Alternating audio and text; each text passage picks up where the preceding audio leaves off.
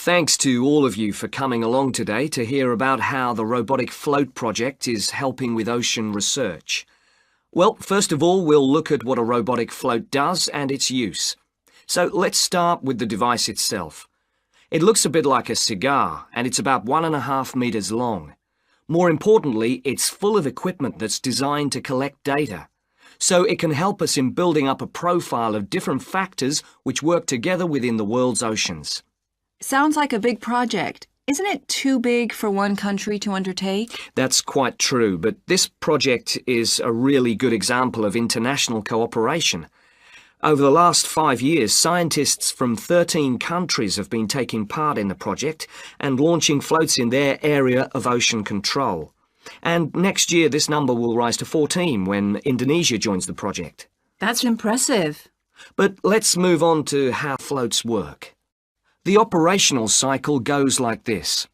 Each of the floats is dropped in the ocean from a boat at a set point and activated from a satellite. Then the float immediately sinks about 2,000 meters. That's 2 whole kilometers down in the water. It stays at this depth for about 10 days and is carried around by the currents which operate in the ocean at this level. During this time, it's possible for it to cover quite large distances, but the average is 50 kilometers. So, what is it actually recording? Well, at this stage, nothing. But as it rises to the surface, it collects all sorts of data. Most importantly, variations in salinity, that's salt levels, and the changes in temperature, a bit like underwater weather balloons. Then, when it gets back to the surface, all the data it's collected is beamed up to the satellite. After about 5 hours on the surface, the float automatically sinks, beginning the whole process again. What happens to the data? Well, the information is transferred direct to onshore meteorological stations, like our one in Hobart, and within 4 hours the findings can be on computers, and they can be mapped and analysed. You say you're building models of the world's ocean systems, but how are they going to be used? And more importantly, when? Some of the data has already helped in completing projects. For example, our understanding of the underlying causes of El Niño events is being confirmed by float data.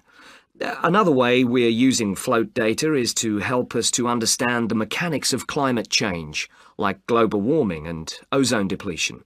That's part of an ongoing variability study, but the results are still a long way off. However, this is not the case with our ocean weather forecasting. Because we know from the floats what the prevailing weather conditions will be in certain parts of the ocean, we can advise the Navy on search and rescue missions.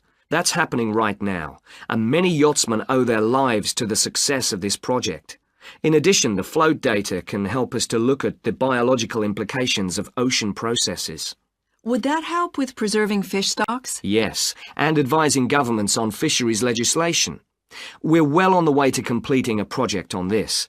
We hope it will help to bring about more sustainable fishing practices. We'll be seeing the results of that quite soon. It sounds like the data from floats has lots of applications. Yes, it does. It's also a powerful agricultural tool.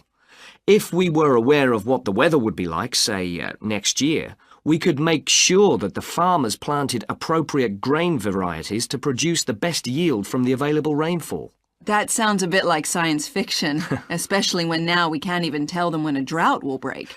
I agree that this concept is still a long way in the future, but it will come eventually, and the float data will have made a contribution.